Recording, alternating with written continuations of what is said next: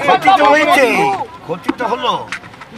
দীর্ঘদিন কাজ করেছে, দীর্ঘদিন মানুষের স্বার্থে কাজ করেছে, দীর্ঘদিন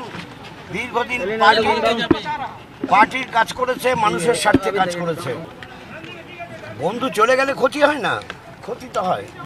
ব্যক্তিগত কথা মনে পড়ছে আজ? আড্ডা, গল্প,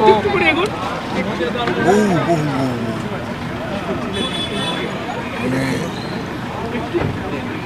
সবার জানা কথা এবং সবার অনেকের না জানা কথা এত আছে আমার কাছে, আর কার কাছে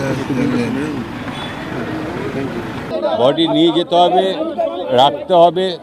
কাল সকাল 10:30টায় আমাদের আলিমুদ্দিন স্ট্রিটে বডি থাকবে, যে কেউ সেখানে যেতে পারবেন, শ্রদ্ধা জানাতে পারবেন। এবং তারপরে আমরা বডি যেহেতু ডোনেট করা আছে, সেই বডিটা ডোনেশন করে আমাদের কালকে এই প্রোগ্রাম, কারণ অনেক বাইরে থেকে আসবেন, রাজ্যের বাইরে থেকে, দিল্লি থেকে ইত্যাদি, সেই জন্য আজকে আমরা বডিটা রেখে দিচ্ছি। এই হচ্ছে ব্যাপার।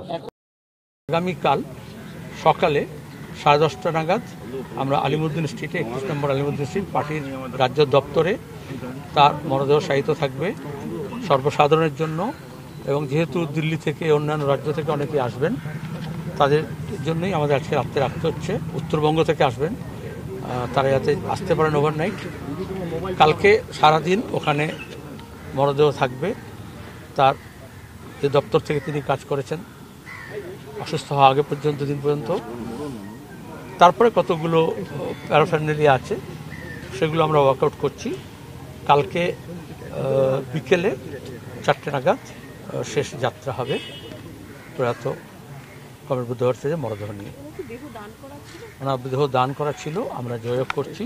তার শেষ ইচ্ছা অনুযায়ী তা আমরা সেই দেহটা চিকিৎসা স্বাস্থ্যের গবেষণার জন্য তুলে দেবো তার হাতে। আমরা তরুণ প্রজন্মের বামপন্থীরা, আমাদের অভিভাবক, গোটা রাজ্যের অভিভাবক চলে গেছেন এই শোকাবহ পরিস্থিতিতে। এক্ষুনি এর বেশি কিছু আমার বলার নেই। যথেষ্ট সমীহ করতাম, শ্রদ্ধা করতাম। তার মৃত্যুতে আমি মনে করি বাংলার রাজনীতির ক্ষেত্রে একটা বড় শূন্যতা তৈরি হয়েছে। ব্যক্তিগতভাবে খুবই বন্ধু ছিলেন, সেদিক থেকে একটা বন্ধুকে হারালাম। সকালবেলাতেই খবরটা পেলাম। এখন কোভিডের সময় উনি যখন ফেরত এলেন, তখন আমার মনে হয়েছিল যে উনি হয়তো আরও বেশ কিছুদিন বেঁচে থাকবেন, কারণ ওই পিরিয়ডটাকে উনি ওভারকাম করতে পেরেছেন। যাই হোক, সময় হয়েছে, কিছু বলার তো